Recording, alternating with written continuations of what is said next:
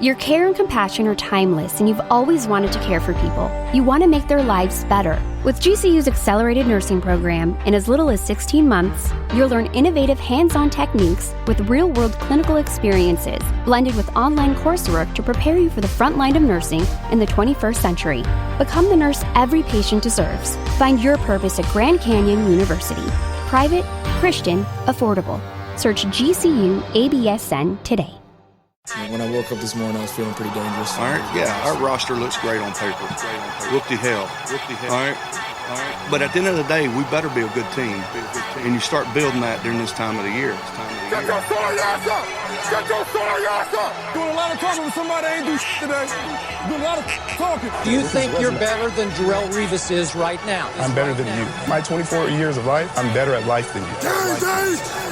Time to go to work! I ain't 36. I ain't never seen you before. How? Better go tell the coach you need some help. We gonna expose you, boy. All right, we coming at your ass. Welcome to the Fantasy Football Roundtable. Let's go! Let's go! What's going on, ladies and gentlemen, and welcome to another episode of the Fantasy Football Roundtable Podcast, proud members of the Full-Time Fantasy Podcast Network.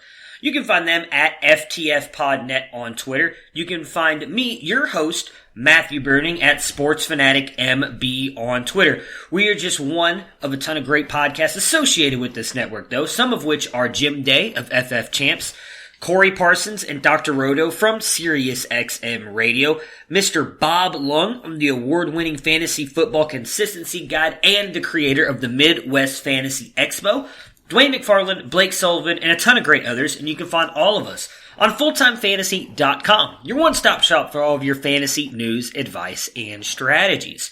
We at the Roundtable are also excited to be partnering with ExpandTheBoxScore.com. You can find them at XTBoxScore on Twitter. They have some of the most advanced stats in football, baseball, basketball, and college football. College football stats are extremely hard to find. For just $15 a year, you can look at all of these. I'm telling you guys, it is well worth it. If you like to dive into the analytical side of sports I use it for prospects, college football prospects specifically, it is amazing. It goes down to the minutest of details in this stuff. And again, it's just $15 a year. If you use our code ROUNDTABLE, you will get 10% off of that, which is a steal of a deal, if I do say so myself, and probably the best deal in the industry. So definitely check them out, especially if you want to get a jump on the upcoming draft class. It'll be well worth your time and money. For today's episode, we're breaking down the divisional round games. We had 4 games on this past weekend, 2 on Saturday, 2 on Sunday. Really, for the most part, 4 really good games, all of them a little bit different in each sort of way. But it was definitely fun to talk about, or definitely will be fun to talk about, as Matt and Dennis are sitting here waiting to jump on. We've also got some breaking news. Obviously, the Browns have now finally officially hired their head coach. Rumors have been out since yesterday, made it official earlier today. And the Broncos are looking at bringing a new offensive coordinator on, which is obviously Mr. Fox's team. So we're going to bring those two on here. Again, you can follow them at Nighthawk7734 for Mr. Matthew Fox and at culture_coach for Dennis Bennett. Let's get him on here and let's talk about the divisional round and the new coaching changes.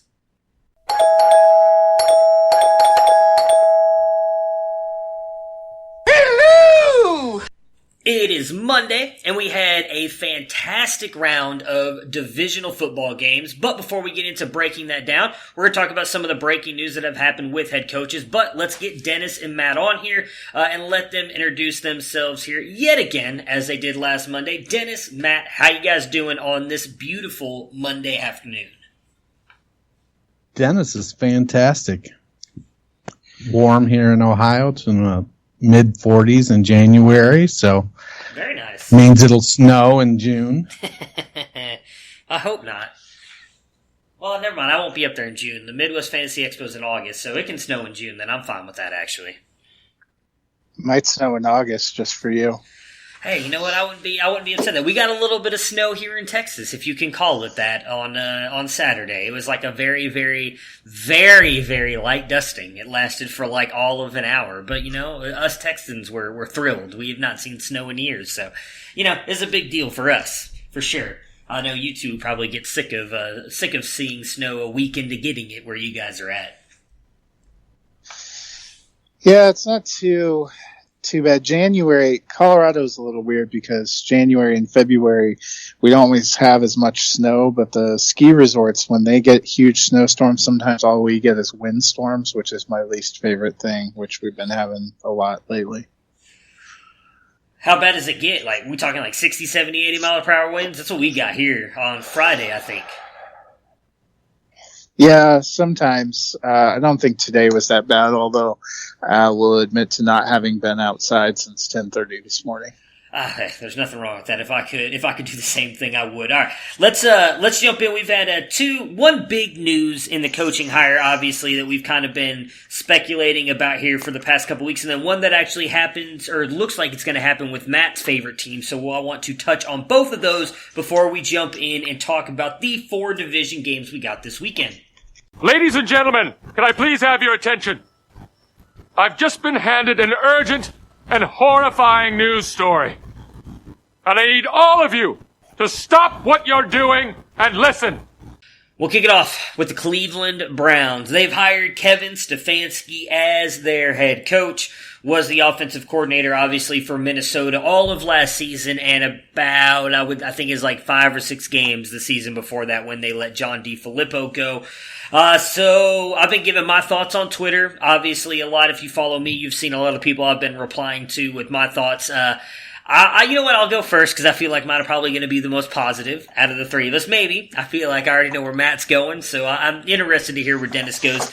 I don't think it's a bad hire at all. I know a lot of Browns fans wanted McDaniels. He was the sexy name. I've heard, obviously, and read about a lot of the rumors that happened with the McDaniels thing. He came in and pretty much told them that they needed a completely clean house. The Haslams didn't want to do that, so he didn't get the job. For me, I wanted it to be Stefanski or Salah, or Saleh, however you say his name. Obviously, they ended up going with Stefanski. I don't have an issue with it. I've talked about it before on here. I believe it was when just me and Matt were on here, and I was talking about when his name kind of got brought up. That I think he's going to do a good job. I've watched interviews of him on the Minnesota Vikings website about him talking about if he ever got a head coaching job, he would focus on being a head coach, and his job is to put the right people in position. He is credited for doing a good job of working with quarterbacks, and I do think that's a big deal. They've got to fix 6.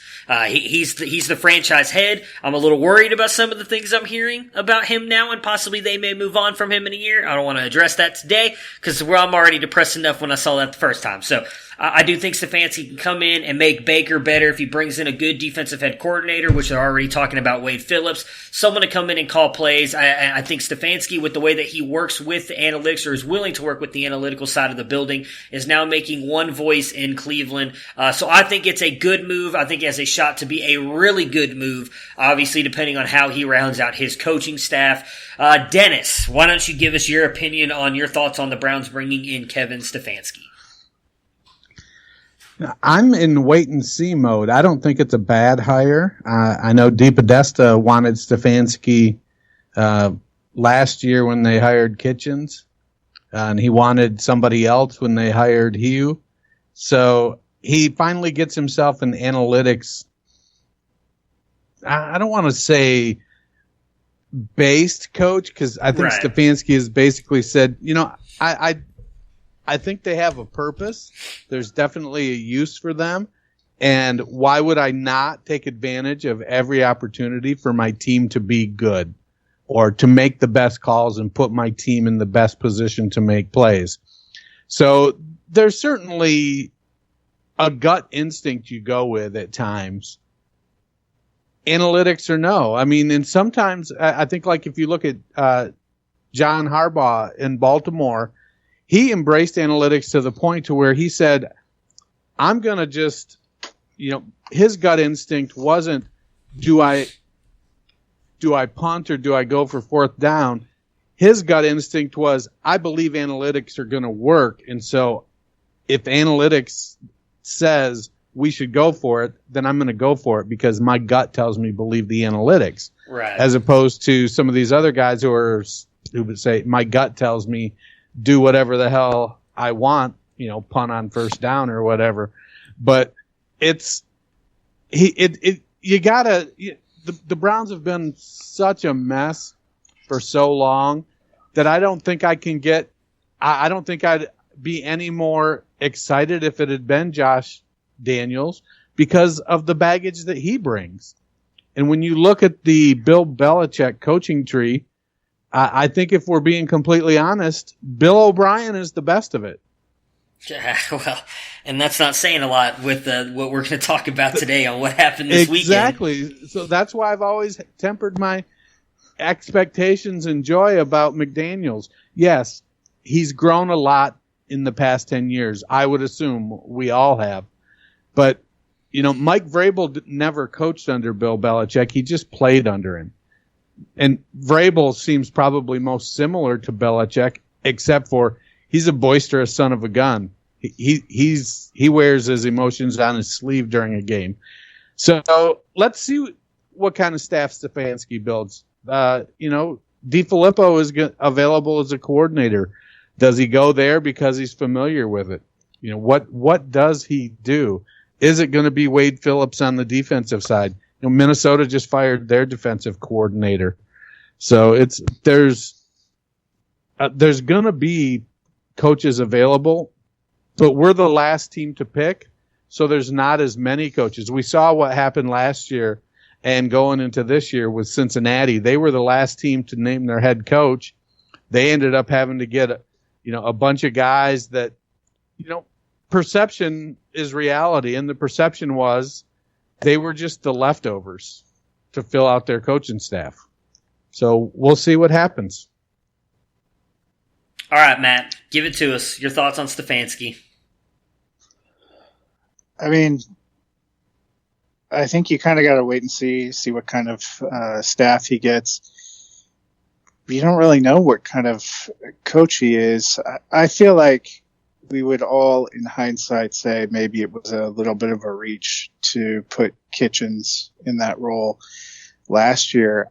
I don't know that they did themselves any service here. Stefanski has only been an NFL coach for 14 years. He's only had one full year ever at the coordinator level, and his entire coaching career is all offensive positions with the Minnesota Vikings. And from 2006 to 2019, I don't know that you would say like quarterback and passing game offense was something that you think of Minnesota and say, oh man, they were great. And they've had some talented players, but you're talking about him being, really good at working and developing quarterbacks. Who have they worked and developed in the last 14 years as a quarterback in Minnesota? And I know you might be tempted to say Bridgewater, who had a couple of maybe he's coming along and then had that unfortunate injury, but I think he's looked much more apt as a passer in his limited time working with Sean Payton in New Orleans than what we ever really saw as a sample size in Minnesota. I mean, they've mostly patched together with journeyman players. I still have some concerns about him running a program considering that somebody was put in as the architect of the offensive system over him this year. I mean, I know you don't think that's a big deal, but I watched the way they play. None of that is Kevin Stefanski. That is Gary Kubiak. I've watched it for 30 years. You cannot convince me otherwise. And especially, I know there's a lot of criticism because Minnesota looked like they had never played professional football at times on Saturday, but I don't think you can just judge by one game. So, I mean, he could turn out to be great. We've seen other coaches who have, who you don't really know of a background. But I think it's interesting that people were more critical of Joe Judge, who, if you were looking, has been a special teams coordinator and run one of the best special teams units in the NFL for 4 years. He has 100 times better experience than Stefanski at this point in time, if you were being critical of their backgrounds. So I'm with Dennis. It's a real unknown, and seeing what he gets for staff is really going to fill the rest of it out because, if he ends up not finding anyone he likes for offensive coordinator and ends up taking that job on, which, I know you've said in the interviews he doesn't want to do, but sometimes what you want to do and what you end up doing are two separate things. That's going to be a lot of pressure. Who do they get for defense? I have always had a soft spot for Wade Phillips, and he was incredible for a couple of seasons in Denver, but he's getting older. Is he the right fit for that? Is he the right temperament? I mean, there's just a lot of things we don't know. It could end up, like a John Harbaugh situation, and it's really great for you.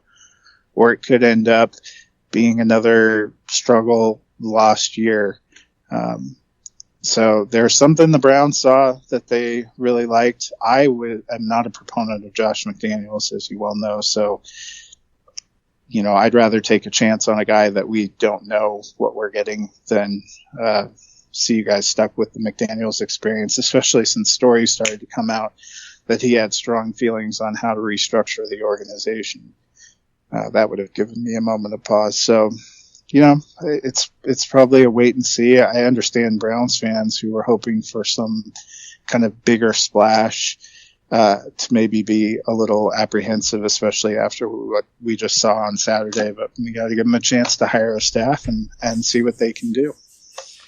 Yeah, with the quarterbacks, in Stefanski's career when he was quarterback coaching, so he had Brett Favre in 2009. Brett Favre, Tavares Jackson, and Joe Webb in 2010. Christian Ponder and Donovan McNabb in 2011. Christian Ponder in 2012. Christian Ponder, Matt Castle, and Josh Freeman. He was only the quarterback coach in 17 and 18, so his quarterbacks he would have worked with would have been Bradford, Keenum, and Case Keenum and Kirk Cousins. Well, he was the assistant quarterback coach from 2009 to 14. Well, here's my thing on the quarterback. So you said, who has he developed? I mean, granted, both of these quarterbacks, when they came here, were already, for the most part, developed. But the year that Case Keenum had, we have never seen that out of Case Keenum in Minnesota. And you can't credit all that to Stefanski. That's now largely being credited to Pat Shurmur, though. So, I mean, that's going to be the real question, because that's one of the reasons Pat Shurmur... Is it, though? I mean, Daniel Jones and Eli were nothing with Pat Shurmur, so I don't know about that. Daniel Jones looked much better than I think most people expected. There were many, many other problems with the Giants, but I would fight you on that one. I think that's... you want to believe the best, and I hope you're right, but... Well, no, I think that's a stretch at this point in time. Giving him any kind of credit is a stretch until we see it proven. I mean, yeah, okay, we're just going to disagree on that part. I mean, again, he was there. Case Keenum had a great year. I know you're not a fan of Kirk Cousins, but Kirk Cousins, especially this year, has looked a lot better. I know that you keep bringing up the Gary Kubiak thing. Gary Kubiak is actually an assistant coach under him. Like, he's under Stefanski, not above Stefanski. So you can't give all of the credit to Kubiak when I'm reading interviews. I've been doing it all day today. He is not an assistant under him. He's not in the coaching tree. He's over the offense. I read all about how they started, and you know what? It's fine if you want to have your opinion, but I've watched Gary Kubiak's offenses for 30 years, and I watched Minnesota. You cannot convince me this was Stefanski's design. I'm not saying it was his design, but I'm reading an article that was published on November 15th. So that was not even, 3 months ago? 4 months ago? Talking about how Stefanski, as the offensive coordinator, bounces ideas off of Gary Kubiak and the system he created. It says that it's the system he created. I'm not saying that Kevin Stefanski created the system one bit. Words never came out of my mouth. But he bounces the ideas off him and he calls the plays. It's not Kubiak calling the plays. So yes, he created the system, but it's still Stefanski calling the plays. It's Stefanski running the offense. I understand it's Kubiak's system, but Kubiak's not saying, hey, Kevin, you need to call this play for this right here, and then that's what happens. It's not that way. So I think, in my opinion, you're giving too much credit to Gary Kubiak, where some of that needs to go to Kevin Stefanski, and vice versa. Again, I'm not trying to say it's all Kevin Stefanski. When he clearly comes out and says, I am helping run a system that Gary Kubiak created, clearly it's not his system. there are not very many coaches that have their own system, so I'm not going to sit there and fault him for running somebody else's. But, I am. I'm going to give him credit for some of the things that he did. I totally agree with you. It was very clear that Gary Kubiak's not calling the plays when you watched him on Saturday. We'll disagree. I don't want to take up the whole podcast arguing about that. I think that they did a really good job. They didn't have a great ending to the season, but all in all, Minnesota had a good year. Like I said, I'm going to take some of the Browns pieces over what the Vikings have. I'm taking Baker over Kirk. I think Stefanski coming in is going to be a good thing for him. I personally do not think it's a bad thing. Let's go Broncos. The rumor is that the Broncos are bringing in Pat Shurmur as their offensive coordinator. Matt, what are your thoughts on that before we move on to the game recaps? I was a little surprised they ended up firing Scangarello. I know that they had high hopes for him. Denver statistically was in the bottom of the league in a lot of categories. Hard to, they were an offense that got demonstrably better toward the end of the year when Locke went in there, and, they had some better personnel. It feels like it's a case of they decided that they thought Pat Shurmur, when he became available, would be great. So then they decided to make a coaching move, and, maybe it will be good. Maybe it won't be good. I wasn't incredibly excited or incredibly disappointed. I hope Denver keeps getting better and develops its young players probably the same way you feel.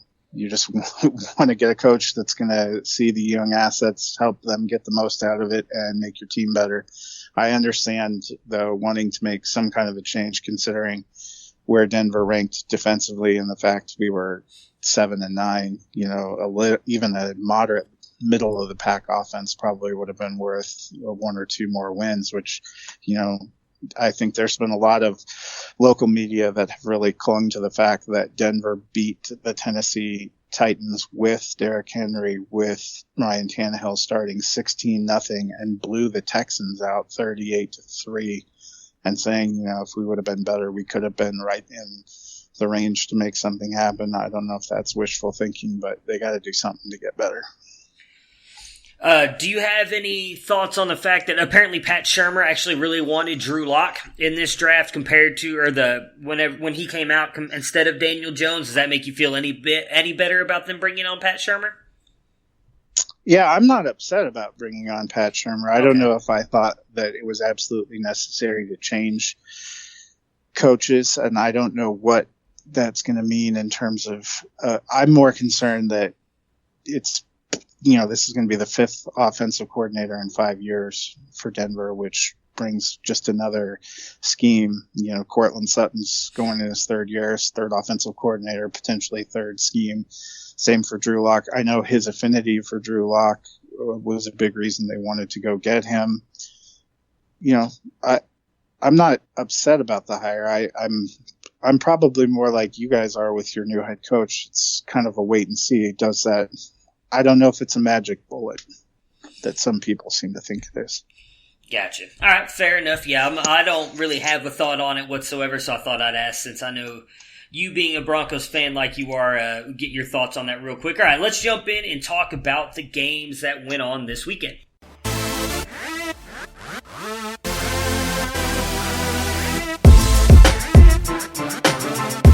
First and 10 at the Lions 29, and Prescott goes screen right. Elliott down the right side to the 25, to the 20, to the 10. Elliott to the pylon. Zeke Elliott, touchdown. 38 on the screen.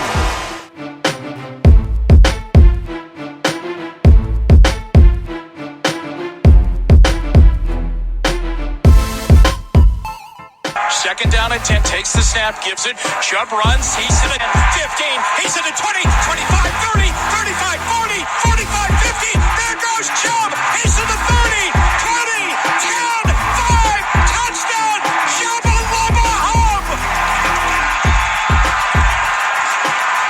92 yards.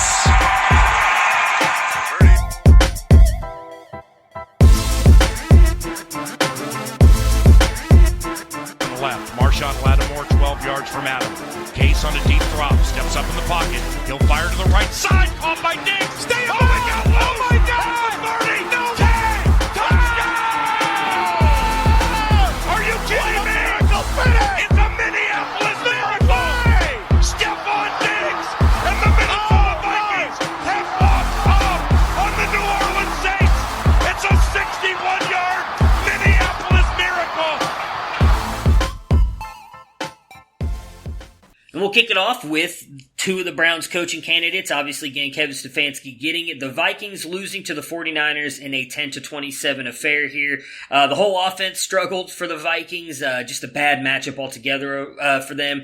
Probably overachieved last week going up against the Saints and beating them in New Orleans. I believe they only had 6 first downs till I don't remember what point it was in the fourth quarter when they finally got their 7th one, which actually broke the record. They were tied for the least amount of first downs in a playoff game, so they were able to accomplish that. But just your thoughts on the Vikings game overall there and how much they struggled against it. What is a very good 49ers defense, Dennis? You know, the 49ers defense is really good, and I think there's certainly in the back of Kirk Cousins' mind some big game angst. You know, he did win a primetime game this year, and he's kind of moving along and he's growing. But I think my concern is they only gave Cousins threw the ball 29 times, but yet Dalvin Cook only carried the ball 9 times. And it wasn't like the game was a blowout. In the first, it was 14-10 at halftime. So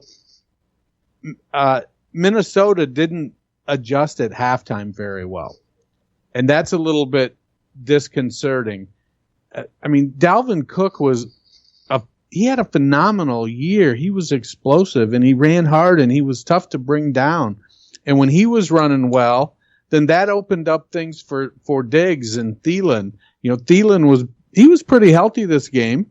He caught 5 passes, but it just ended up being one of those games where they came out at halftime and Minnesota just couldn't do anything. I get it. San Francisco's defense is good. Their backfield played well. You know, they've got a killer offensive line. It's a good defense, but you're in the playoffs and you're in the second round of the playoffs and you've got Diggs and you've got Cook and you've got Thielen and you've got Rudolph and you've got Irv Smith and Alex Madison and Kirk Cousins. You got to be able to get something done. You can't just score 10 points in the first half and get shut out in the second half. Yeah, I think that was probably my takeaway. You know, Kirk Cousins wasn't great, but I think it got tougher for him down the stretch. You know, they got nothing out of their running game. In Minnesota all season, when they were successful, they were a run first team and built a lot of things on running and the screen game, which they just couldn't seem to get going. And I think that probably is one of the reasons that, you know, the Stefanski hire is possibly getting questioned more, because they didn't make a lot of adjustments. Minnesota looked flat in Saturday's game. I'm of the opinion you can't just take one game in a season and have it tell you the whole story. I think it's just not a good matchup. We've seen the San Francisco defense do it to tons of offenses. I mean, they went to Los Angeles and did it to the Rams early in the season, just totally smothered their running game and their passing game. They did it to Green Bay when Green Bay came there. This San Francisco defense, when Robert Saleh gets it going and they're creating havoc, they're creating turnovers. And then you match it with San Francisco, ran the ball 47 times and was very successful and runs the clock down, shortens the game, takes a lot of pressure off their own quarterback. So they were able to do a lot of that to just kind of take command of the game. And I think they've been a better team this season. They've really found something, and they showed that on Sunday or Saturday. Really quick before we get onto the 49ers side here. So, I mean, the Vikings, obviously, they kind of feel like have been in win-now mode the past couple seasons. I think that's why they went and got Kirk when they did. We've talked about this a little bit, Matt, I know, because you were kind of hesitant and not wanting the Broncos to go get Kirk when he became a free agent. They've got a tough cap situation moving ahead, and a bunch of aging players I mean, do we see them possibly being contenders for more than maybe 1 or 2 more years in the NFC North? I know there's obviously a lot of changes that can happen over that time, but just kind of looking at their current roster, moving forward, are you worried that there might be a full rebuild coming here for Minnesota sooner rather than later? Yeah, I mean, you're seeing it already with they're going to be rebuilding coordinators. There's a lot of rumors that Diggs has been very unhappy and is demanding to be moved and will be moved in the offseason. So you could see a different Minnesota. I think they put a lot on signing Kirk Cousins and getting him as the quarterback piece, being the missing piece after falling short in the NFC title game with Case Keenum. And they didn't even make the playoffs in 2018. You know, they made it this year. They had an okay run, but they didn't get where they need to go. And Green Bay's not going away. Chicago's not going away. And I think all of us think Detroit was a little snake bitten this year and definitely has a chance to come up. So it's, you know, it's no easy road. They may be a little bit like the Atlanta Falcons where that window hasn't slammed shut, but it's certainly just a crack now. Well, on the plus side for them, they do have all 7 of their picks in the upcoming draft, and they pick at 18. So they do have a little bit of opportunity to address some of their weaknesses. I certainly think they do need another offensive lineman. They probably need to bring in a defensive back to take over for Xavier Rhodes. Garrett Bradbury will be in his second year. They have drafted a couple high caliber offensive linemen in the past 2 or 3 years. And so it had the opportunity for that to come together. They've got a veteran defense. They've got some good players over on that defense. So I wouldn't say all is lost. They are in a precarious cap situation, and Rick Spielman is going to have to do a little bit of magic to, you know, be able to afford a free agent piece here and there to restock that way. But they are fortunate. They're by no stretch are they in a Houston situation where to try to win, they basically gave all their picks away at a discount. Right. On the 49ers side here, I mean, they've really kind of turned this team around from where it was last year. Really with that defense and running game, which we've all kind of known Kyle Shanahan has really been a master of the running game and running backs, and they've done a masterful job of that this year. I did think it was kind of funny that once Jimmy G threw that interception, they really seemed to lean even more on the run than they were earlier, but they are able to come away with a huge victory here. How strong are the chances do you think they have of making it all the way to the Super Bowl? They obviously only have to win one more game, and then they get the Super Bowl matchup either against, I would imagine you guys know by now, either the Chiefs or the Titans. So just the thoughts on the 49ers right now and where they might end up at the end of the season. I'd say they're the favorite over Green Bay. Yeah. But what Green Bay can do is they can run that screen game, and Aaron Jones is more dynamic than Tevin Coleman or Matt Breida, and he's more powerful than Raheem Mostert. I'd say Mostert's as explosive as Jones is. So if Green Bay can get it rolling, now it's going to be a struggle, I think, for Green Bay because they don't have, I don't think their offensive line is as good as Minnesota's, at least at this stage of the season with players being hurt and sort of the condition they're in. So they've got a big ask to be able to get through San Francisco. I think a lot of weight is on the shoulders of the Green Bay defense. They're going to have to really step up and be able to contain that offense and make it an ugly, low-scoring game. My money's still on San Francisco. Yeah, I think if I'm picking today, I'm probably picking San Francisco. I think they've had a great season, and even though some of their players don't have a ton of playoff experience, Kyle Shanahan got a lot as a coach, as a coordinator and as a coach, and I think being at home is going to help. I don't think it's going to be quite the lopsided affair that it was the last time they hosted Green Bay, so I think it's going to be a good game. I'm looking forward to seeing that, and But I think San Francisco probably will be the one that goes through. Yeah, I would think so too. I will save my little bit of a comparison for those two teams when we get to talk about Green Bay. The Saturday night game went at least the way that I predicted. I know a lot of people were on the Ravens, and a lot of people accused me of being a Ravens hater when I took the Titans, but I'm just going to say, I said if you let Derrick Henry run the ball and keep away a little bit, play a little bit of good defense, you win the game. Look what happens. I'm proud of my Titans tighten up, and I hope they get crushed by the Chiefs this weekend. But their defense and running game just came through. Henry just looks completely unstoppable at this point in the playoffs, and Ryan Tannehill does just enough to end up winning them the game. Again, you've got the Titans, you got Derrick Henry now who, can anybody stop him? Anybody. Just talking about the teams you got left, Chiefs and then either Packers or 49ers. If you're playing in a fantasy lineup, is he going in your lineup every single week moving forward? Well, now that he's throwing touchdown passes too, heck yeah. Yeah, he's the new Lamar Jackson. Good.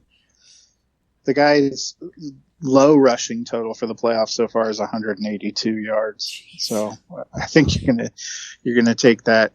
The real question, asking about can anybody stop him? I think if you would have said before Saturday, just given the stat line that Lamar Jackson was going to throw for 365, run for 143, and Tannehill would only throw for 88, you probably would have picked it being a blowout in favor of the Ravens. But tons of turnovers, and they let Henry kill him. So the real question, the way you stop Derrick Henry is to score and build a lead and force the Titans to have to catch up. That's, that if you think back to week 16, when the Titans hosted the Saints really opened it up and started throwing and made it a track meet. And when it's that kind of a game, it takes the Titans a little bit away from being able to use Derrick Henry and run out the clock. The Titans were the first one to score. They kept getting turnovers. They were able to get crucial stops, especially in the first half, and to build the lead. They never had to move off of their game plan, and they were able to feed Derrick Henry 30 times. So I don't think there is any great teams out there that can stop him physically. I think the way you have to stop him is force them out of the game they want to play. Because so far, Tannehill has done good, and he has managed well. He produced 2 passing and 1 rushing touchdown on Saturday night. You can't take anything away from him, but he threw for 72 yards against the Patriots. He threw for 88 yards against the Ravens. I don't know, if Tennessee with their current receivers and the youth and everything, if they get into one of those games where the Chiefs are moving towards scoring 40 or 50 points, they have to play differently. Well, yeah, the way that you just said to beat the Titans, I think, is in all honesty the same way you beat the Ravens. They base their team solely on the run game. No, I shouldn't say solely, but it comes based off the run game. And when you get the lead that the Titans got on them, you have to get away from that. And as much as Lamar Jackson has improved this year, and he's still the MVP, it was a bad game, but he's still one of the best quarterbacks in the league. He struggles to win games when he has to throw the ball consistently. When you have to throw the ball 60 times, you're not going to win the game with Lamar Jackson. That was some of the stuff that I was putting out on Twitter Saturday, and a lot of people were getting upset about. I was like, I'm not criticizing Lamar Jackson overall as a player. He had a bad game. Now, I don't care what the stats say. If you go back and look at it, realistically, half of his rushing yards and more than half of his passing yards came when the game was already out of hand, and they were just trying to get back in it. It was not... One of those interceptions was clearly not on him. If you want to say Andrews should have caught it, he did throw it a little bit high, but Andrews had his hand on it, tipped off his hands, interception. The fumble and the other interception were clearly on Lamar, though. He was throwing a lot of balls behind wide receivers. He was throwing ducks. It was just a bad game, and it happens. Unfortunately, it happened for him in the playoffs. I have no doubt. And I would love to ask you guys, because I didn't see you guys say anything on Twitter. I would imagine you guys agree with me, but if you don't, let me know. Lamar's going to be back next year, and he's going to be just fine. This is not dropping him to like QB 15 in my rankings next year. He's still going to be a top 5, if not in the top discussion for the top 2 quarterbacks next year. Yeah, not at all.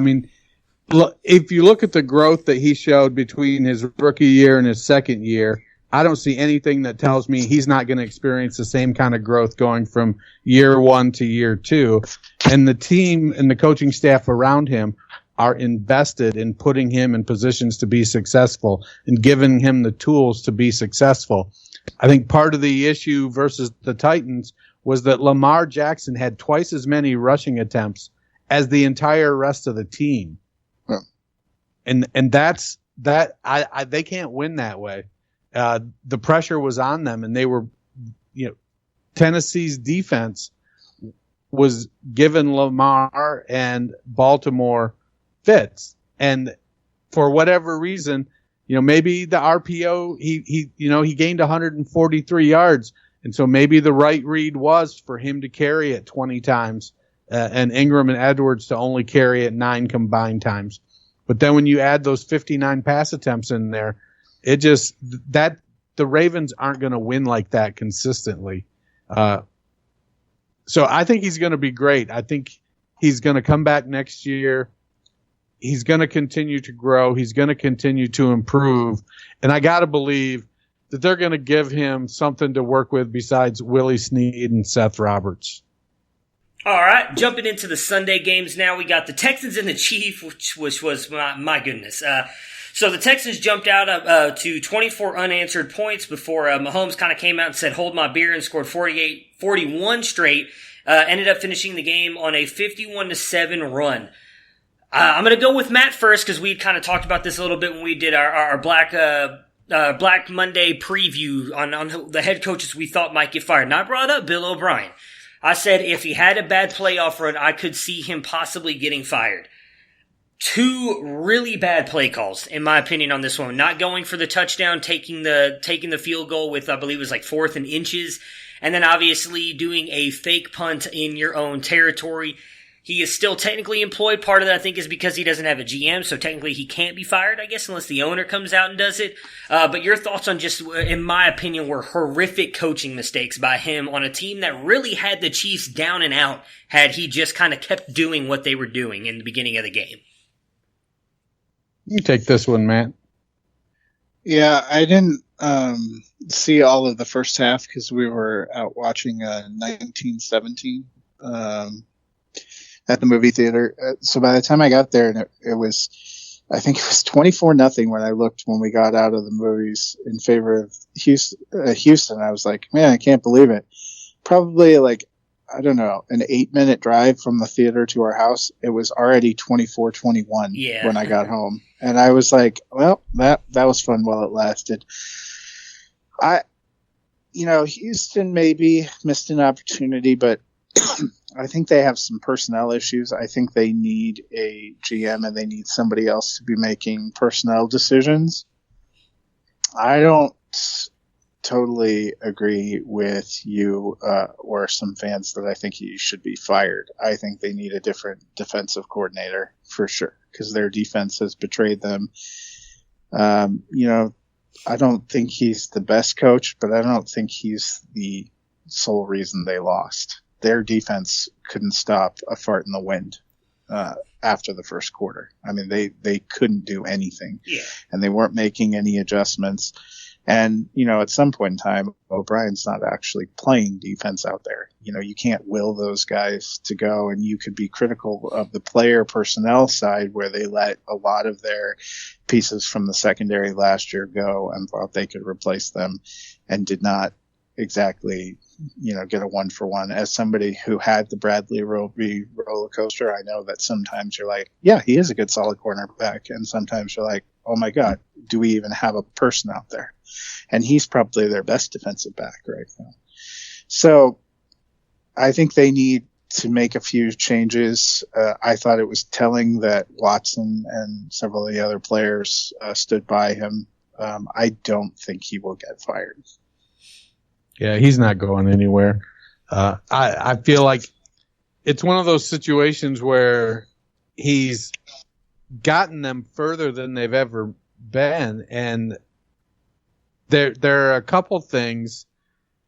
They're just a couple moves away, couple calls away, and I get the frustration, but we're not on the field. Now, they don't have a first-round pick next year. They do have 2 fourths, and they've got 2 extra sevenths and no sixth. So they actually have 8 picks instead of 7. They're just a little bit later. So there's going to be some opportunity for them to shore up some positions as well. Laramie Tunsil coming over last minute. I think he'll get better. He was a pretty good offensive lineman, and I think he's going to if he has an off season in this program. Nick Martin at center. So they've got the basis for a solid offensive line. If Watt could stay healthy, he's for whatever reason lately he seems to be getting these fluke injuries, and I don't know if it's just age or what. I personally am in no danger of tearing my pec, so that's certainly not going to happen. It's a relief for all the listeners, though. So, they have. As much as I love Carlos Hyde, they've got a makeshift backfield. And Hyde played his ass off this year. I don't think they effectively used Duke Johnson. And Will Fuller can't stay healthy to save his life. They need a reliable number 2 receiver that's healthier than Fuller and better than Stills. Yeah. We'll have to see if Darren Fells came out. He had a 33-year-old breakout season, but they have Kahali Waring on IR, who's a little rough around the edges because he didn't play football when he was younger. But he's a very athletic guy. I like Jordan Thomas, and Jordan Aiken's just fine. So they've got depth at tight end if they lack a superstar. So it comes down to, are they going to be smart enough to spend that late second round pick on the best offensive lineman available? They need to get some offensive linemen. They don't have a ton of cap space. I don't have their situation in front of me, but they've got some work to do. I do think it hampers O'Brien trying to be GM and coach and offensive coordinator. He's got a pretty full plate, but I also understand, the approach that says, what was it that Parcells said? If you want me to make the dinner, I should be able to shop for the groceries too. Yeah. Well, he's shopping and he's cooking, and he better whip up something good here next year. I think if he has another year that's as inconsistent as this one, I think next year might be his last year. I mean, so in fairness, says they have about $60 million in cap space. Well, they're not without signing their key free agents. Yeah, they got to re-sign Tunsil, and there's a couple other people. And I mean, so in fairness to me, Dennis, that is actually what I said, that I thought he would be on the hot seat next season. And I honestly don't think he'll be back after that. Because the one thing I will say, you guys both talked about him being the offensive coordinator. I actually don't think he's that good of a job, or doing that good of a job at offensive coordinator. I think it's Deshaun Watson that is making him look good. A lot of the plays I saw in that game, I'm with you, Matt. I did not get to see some of the first quarter. I actually turned it on when it was 21-0. So that was when I first started watching it. I was at a kid's birthday party. So I saw it from that point on, and a lot of what I saw was Deshaun Watson doing everything he could to keep the Texans in the game, not necessarily great play calling. So we are kind of running out of time, so we'll just touch quickly on the last 3 teams here. Chiefs obviously end up coming back on the back there of Mahomes. Obviously did a great job. They look primed, in my opinion, to at least have a really good shot of making it to the Super Bowl. I do think this is a bad matchup, them going up against the Titans. Your guys' quick thoughts on them in their next round matchup against the Titans? Yeah, I still like Kansas City. I still think they probably will win, but we have to remember, as much as I talked about being a track meet benefiting them, they were in a 35-32 game with the Titans earlier in the season that they lost, where Derrick Henry was still able to run for 188 yards and 2 touchdowns, even in a track meet game. I think Kansas City is probably not as good a defense as Tennessee has played frequently. They make some plays, but as Matt mentioned, they gave up 188 yards to Henry earlier this year, and Tannehill is making just enough plays. I think there's definitely some explosiveness with Jonnu Smith and A.J. Brown. And, I'm getting myself primed up for that 5th-year Corey Davis breakout. So, hey, he did catch a touchdown on from Derrick Henry. Yeah. Yeah, so he just needed the right quarterback, and the right quarterback happens to be the halfback. Right. So it's I could see it going either way. I'm digging what Vrabel's doing.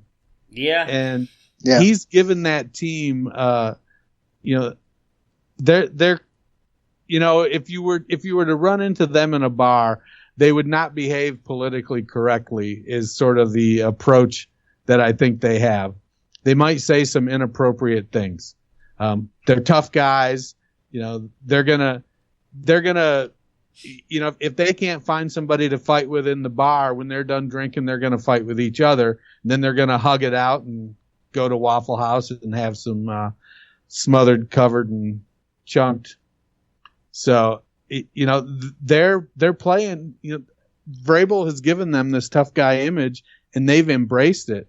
And so they're willing to go out there, and everybody has bought in there. I don't think anybody will say Corey Davis isn't talented. For whatever reason, he has not put it together, but you don't hear a word of bitching from him. He's not a distraction. He's not a problem. He goes out and he does whatever they ask him to do. And if the ball comes his way, he does his best to make a play. And sometimes he does and sometimes he doesn't. Dion Lewis, he come from the Patriots. And so he's used to, hey, it could be anybody's moment at any time, or you could virtually be irrelevant the entire season. And so you've got these veterans, Lewan and Conklin at tackle. The team is sort of built around this tough guy, fight it out persona. And I think it's going to be the Chiefs. I will not be surprised one bit if it's the Titans. Yeah, like I said, I think it's going to be a really tough matchup for them. I'm right there with you, which is a little is interesting considering where we all thought the Titans would be earlier this year. The last game of the weekend was the Packers and the Seahawks. Packers getting the 28-23 win on the Packers side here. Devontae Adams and Aaron Jones come through big. Rodgers and Adams hooking up a bunch of times, looking like Aaron Rodgers had put out a quote earlier. I think it was yesterday in one of the interviews saying it reminded him of when him and Jordy had that unspoken connection. You could clearly see it. For the most part, Green Bay was the better team in this game.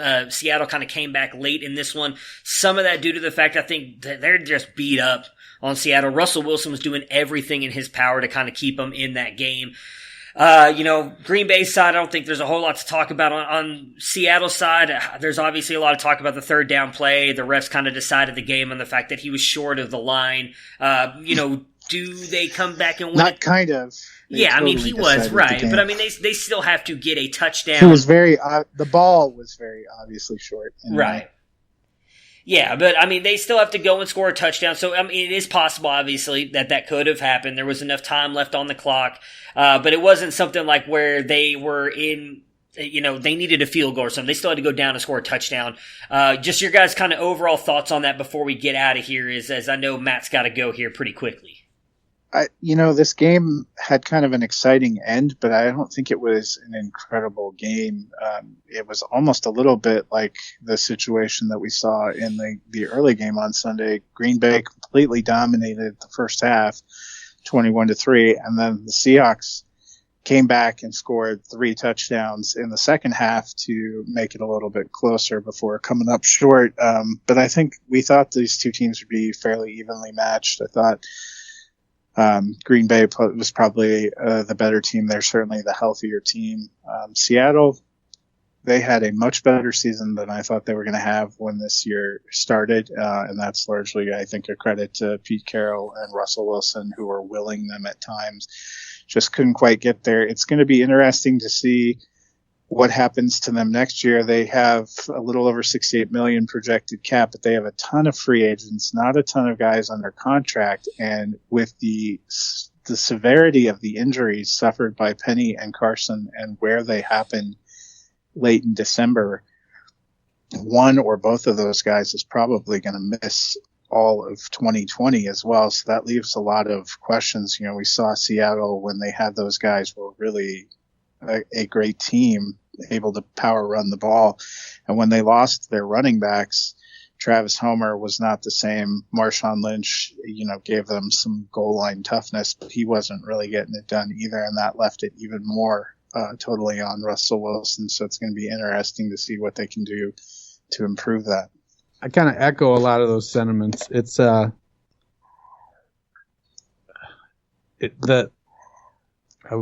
forget even what I was going to say now. Nothing? You got nothing? No, just totally blanked out. That's all right. Maybe Matt's analysis was so spot on. There's just really nothing to add to it, I guess. I guess. Well, Dennett, we all probably feel the same way. It was kind of a bummer to see what Penny finally started to come onto his own and tears his ACL. And when you tear it that late, that's a tough recovery. And Carson with the broken hip, I would wager we won't see him really next year because that's usually an 11 to 14 month recovery. And where that happened, that was. That's devastating. It's not just losing your guys going when you want to make a playoff run. It's losing your guys. And that's, Seattle at the time when they had those guys going was on track to potentially be the number 1 seed in the NFC. And they drop all the way to 5 and they fought the good fight, but that's a lot to overcome. Yeah. I was going to say, I was going to talk about the losing both of their running backs as well. That's tough to overcome. Jacob Hollister, after losing 5 tight ends, Hollister stepped up and had a nice season at tight end. Metcalf, he looked way better than I would have ever expected. And I think the thing that sort of threw me for a loop with their season was Tyler Lockett's inconsistency. Yeah. You look at his box score from yesterday and, 9 for 136 and a touchdown. And that's what he can do, but for whatever reason, he just doesn't do it consistently. It'll be an interesting off season. Marshawn Lynch riding to the rescue didn't quite work out, I think, like they had hoped. So, I hope Lynch stays retired. He certainly looked like he had couch explosiveness, that's for sure. Yeah, that's a good way of putting it. I appreciate you guys joining me today. Break those down real quick. Predictions for the game tonight. I'm taking LSU 38-35. Matt, Dennis, predictions? I think LSU, probably something similar to you. I'm just hoping it's going to be a good and fun game like the one between Clemson and Ohio State. I know that didn't go your guys' way, but there was a bowl game before it was this? exciting. I thought it was just Clemson LSU. Where there was a playoff? I didn't even realize that. Dennis, your prediction? I'm going 42-31 Clemson, LSU. All right. I just feel like, when you look at what J.K. Dobbins did against Clemson and you throw Clyde Edwards-Helaire out there with his ability in the passing game and the running game, I think it's going to be a big game for Edwards-Helaire. And I feel like that's going to allow those LSU wide receivers to be able to make some big plays. And I understand that Clemson is explosive. I just think that LSU is going to be a little bit more explosive. Yeah, I hope so, and I'm with you, Matt. I hope it is going to be a very good game. I'm looking forward to it.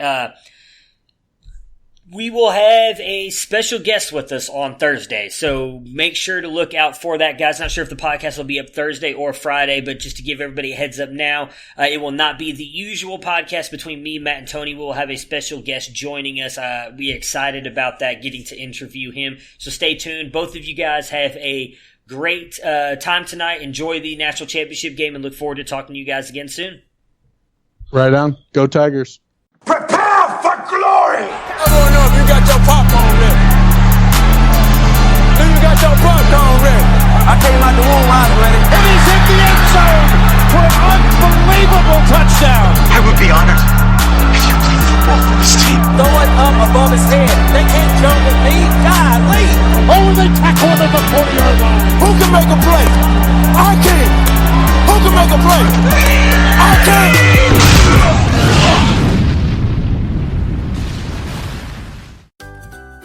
At Circle K, you can get the freshest cup of coffee in the world. Yeah, we know what you're thinking. How'd you get away with saying that on the radio? Well, it's actually true. Every cup of Circle K coffee is ground fresh right when you want it. That means that for a beautiful, mind-boggling, mouth-watering split second, your cup is the freshest on earth. Every cup ground fresh at Circle K. Refills starting at just $1. Limited time only at participating locations. Hey you! Are you ready? Grab your pack, grab your tent, grab your gear. Jump in. We're going on an adventure. In Arizona, there's so much to see, so much to experience. At GCU, adventure is never too far away. Offering over 200 academic programs with a Christian worldview and nestled in the heart of Phoenix, you can earn your degree in fewer than 4 years and explore everything Arizona has to offer. Find your purpose at GCU. Private, Christian, affordable. Visit gcu.edu/AZ road trip.